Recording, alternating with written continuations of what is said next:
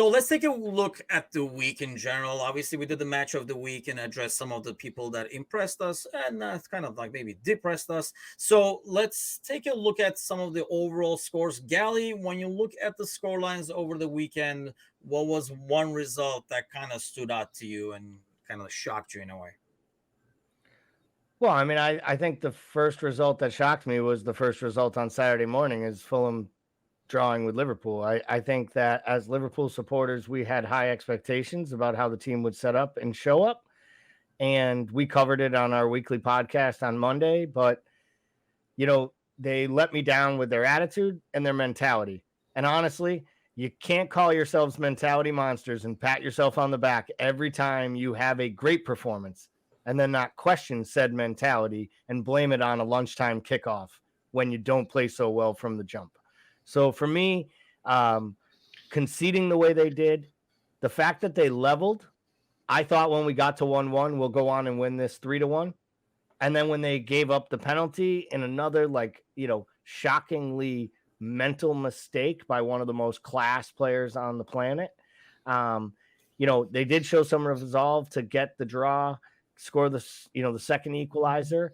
And we can all talk about Hendo's bar clipping the top of Hendo's shot clipping the top of the bar. But to me, if that had gone in, it would have been criminal if we had left there with 3 points. Because on all accounts, Fulham deserved 3 points from that match. So the shocking result of the week for me is Fulham taking points off Liverpool in week 1. I think so. I felt the same way. I mean, obviously, as Liverpool fans, we would have taken and run with those 3 points, but it would have been harsh on Fulham because I think they at least deserved a point from that. I mean, there were some silver linings as a Liverpool fan. You see Nunez and stuff, but I think Bickler, this is probably. I cannot remember a game where, every player is going to have poor performances, but it just felt like it was tricky to find decent performances. It just felt like everybody was having a bad day. And that has to be what goes back to, what Gally's talking about, more about a mentality thing than just happen to have a bad day kind of deal when it's the entire team.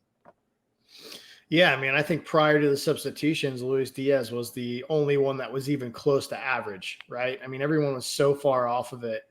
And that's, we talked a little bit on the pod, but it is a problem when your catalyst for change is a 37-year-old James Milner coming off the bench. So, yeah, there are issues all over the place.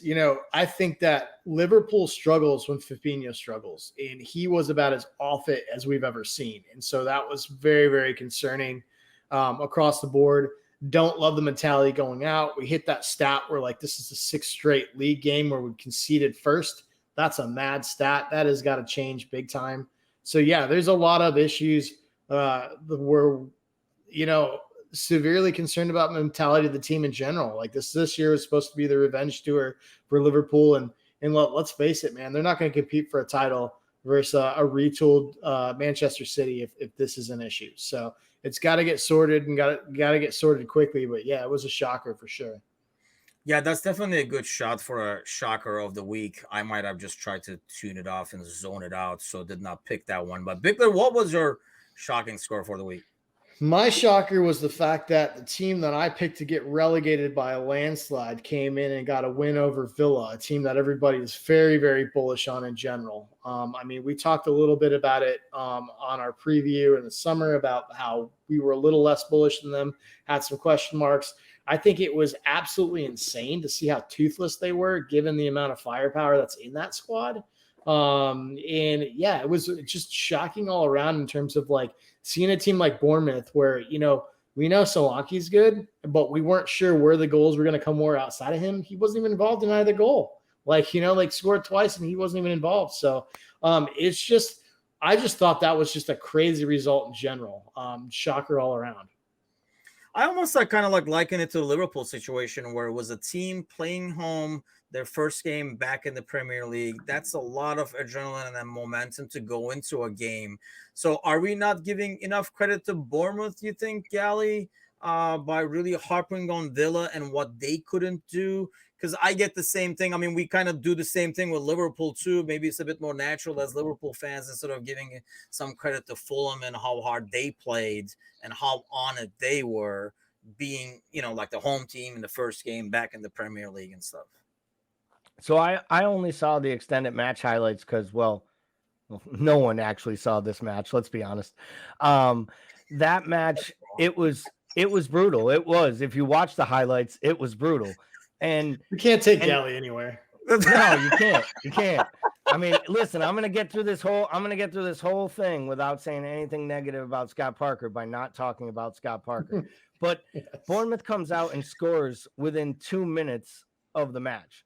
And 2 minutes of opening, you're conceding a goal in the first 2 minutes of your Premier League season. That is either you are really on it or the other side isn't even out of first gear yet. And from what I saw in the highlights, it didn't look like Aston Villa ever got out of first gear in the entire match. So I want to give Bournemouth a lot of credit. I think they showed up and their fans, we've all seen it. You know, they have like the three covered sides of the stadium. It's the smallest top flight grounds ever to house a Premier League match and still is. We know who Bournemouth is. We saw it for 7 seasons up with Eddie Howe during that run. If they get it right, it works really well. But everything had to go right for them to be able to secure some points. But they picked up 3 huge points on the first match week of the year. And I think it's got to breathe some enormous amount of life into them. And isn't it shocking that they're being linked with like 3 or 4 different loans and buys now? And I honestly believe like their ownership and people saw it and we're like, hey, we got 3 more points than we thought we'd get like the first half of the year. We should like go buy a few Premier League players and see if we can be a Premier League team by January. And I still think they'll probably finish 20th. But hey, they should be really, really proud of the result they got. But I think this has more to do with Villa's ineptitude on Saturday than it was Bournemouth being great. Well, sounds like I'm going to have to put Galley direct email in the notes for the Bournemouth fans, that the 10 of them that watched the preview show we did. But I think in some ways, you know, week 1 is always like a ridiculous overreaction, right? Like everybody looks at the week 1 scores and it's just like an overreaction. You can go back seasons and look at week 1 and see teams that suffered miserably afterwards, like doing well. I think, but having said that, a team like Bournemouth kind of like getting those 3 points, this could be 3 points. They'll look in the end of the season and be like, hey, man, that's what's kind of like saved us back in the day. I still don't think so. I'm probably more with Galley on this one in terms of where they end up. But it's still a huge 3 points for them. My shocker of the week, and I think, you know, the United Brighton game, I just felt like United would start. You know, I talk about how Bournemouth and Fulham started, right? And, you know, like new Premier League, all that. You know, there's some adrenaline and momentum that should go with that. And it does. And obviously they showed it. And I felt maybe Ten Hag would be able to kind of like infuse that to United a little bit. And I was kind of shocked to see that it was pretty much the same old stuff that they had last year, which I know like any United fans listening, they think it's crap. And they're probably right, because it looked like the same exact problems, the way they conceded goals, the way some of their players performed. Having, you know, McFred in the middle again, who I know United fans hate. I felt like just the way the game went and how flat, I guess, United was. You know, we talk about Liverpool being flat earlier. I just felt like at home, they would have a lot of fire to them, Galley, and it was just like non-existent.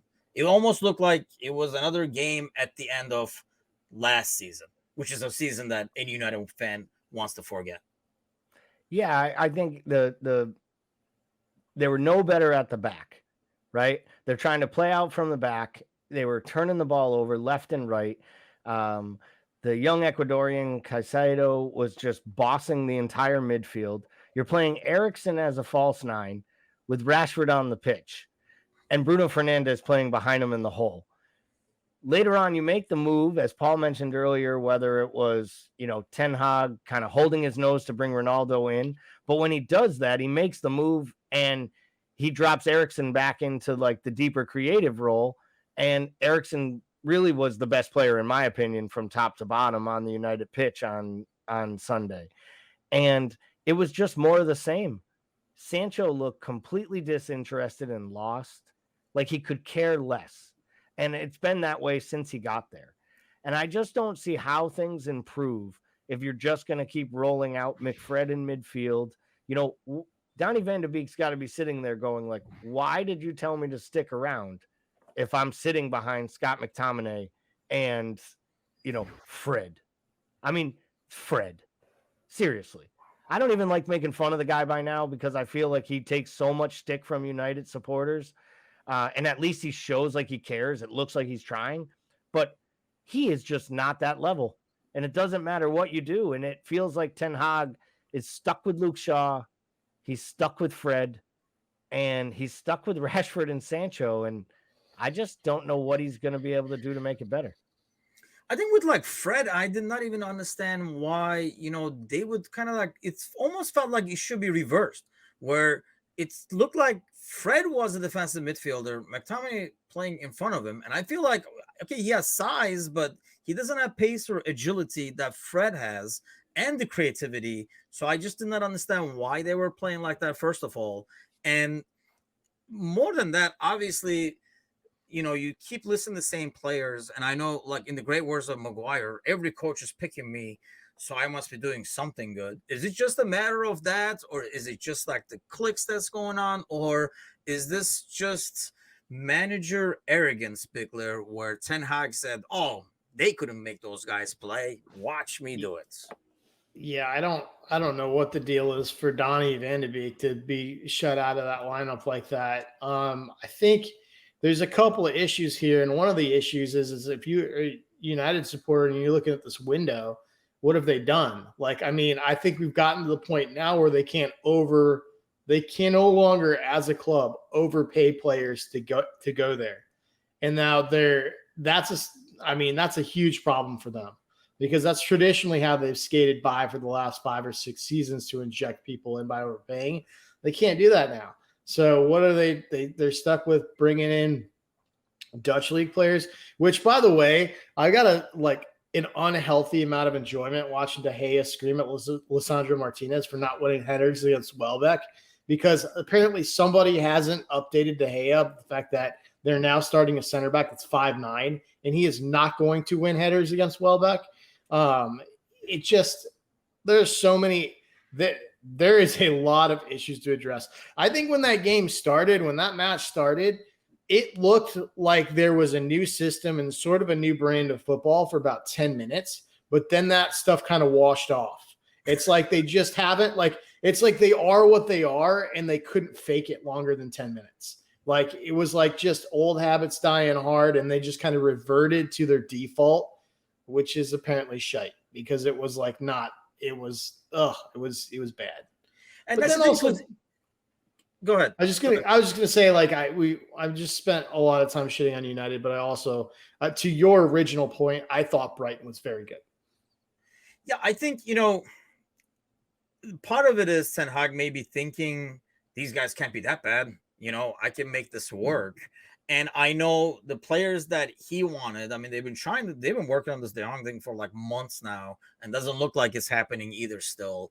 And I mean, rumors were yesterday that they're going to go over, like, after like Arnautovic, who was, I don't know why they go after like these old guys that are like washed, that they did it with Igalo, like Cavani. Yeah, he's going to really help your movement up top. Let's get him. Yeah, I just don't understand. I mean, I don't think he was good enough like 3-4 seasons ago when he was in the Premier League for United. Yeah, if you want a surly prick wearing number 7, just play the surly prick that wears number 7. And okay, let's start with that drama. And I think that's the thing. I mean, when you look at a team, I mean, when we look at good teams, it's like from the top, bottom, right? And that, that's the manager. And I thought, yes, it was a good move to not put Ronaldo in the starting lineup with all the drama happening. But of course, it doesn't look good when you're down 2-0 and you're like, hey, man, can you help us out there? Because, we got to come back. Because that almost, makes you look weak again. And you have a guy there who's supposed to be the face of the team, the leader of the team, the experienced guy in the locker room, the voice of success and stuff like that. And he just doesn't want to be there. And, it's just a miserable situation to keep having him in there. Because you knew the camera was going to be on him the entire game. He still worked for those cameras. Oh, listen, someday they will change like the definition of narcissist, and it will just be a picture of him looking at himself at a picture. Like it'll be him looking at a picture of himself because he loves himself some camera, right? And he makes sure he gets on the camera. I swear he knows where it is at all times. I disagreed a little bit from this standpoint. If you are benching him as a disciplinary action, then you send the son of a bitch up in the stands and he sits in a club box and you tell him you're going to be there all match long and the camera's going to look at him and he's going to be pissed. As soon as you put him on the bench, I think you owe it to all the other players on the field to try to go win the match. And they needed somebody to come in and change things. And as much as I have to hold my nose to say this, they got better when they brought him on the pitch. They did. They started to create opportunities. They scored. They moved Eriksson back into the midfield. Now, I think Bruno Fernandes looks an absolute shell of himself. And I blamed it all last year on Ronaldo being there. And maybe that's not it. Maybe Bruno is kind of a front runner. And when things are going well for him and he's scoring lots of goals and it's all about him, it's great. But as soon as the times get tough, he doesn't want to work for it. Because that's what it looks like at Portugal, too. Anytime he gets replaced, he just pouts on the side of the pitch and he gets angry and irritated. So maybe it's more on Bruno. But, you know, as far as Ronaldo goes, I think once Ten Hag named him to the bench, he had a right to, he needed to play him because he's got 5 substitutions and you're losing at Old Trafford and you have the all-time leading goal scorer in European football on your bench. You got to go put him in the match. And that goes back to, you know, you guys know me, and if you're new to the pod, I love playing the devil's advocate. So, you know, if you're Ronaldo, Bickler, and first of all, I think he realizes probably now that he made a terribly wrong decision in coming back to United in the first place. Perhaps he kind of like overestimated the impact he would have. It goes back to, you know, what maybe Gally is talking about, like kind of overvaluing himself, even at this age, and thinking, I'll carry them across to where they need to. They just need me, kind of a deal.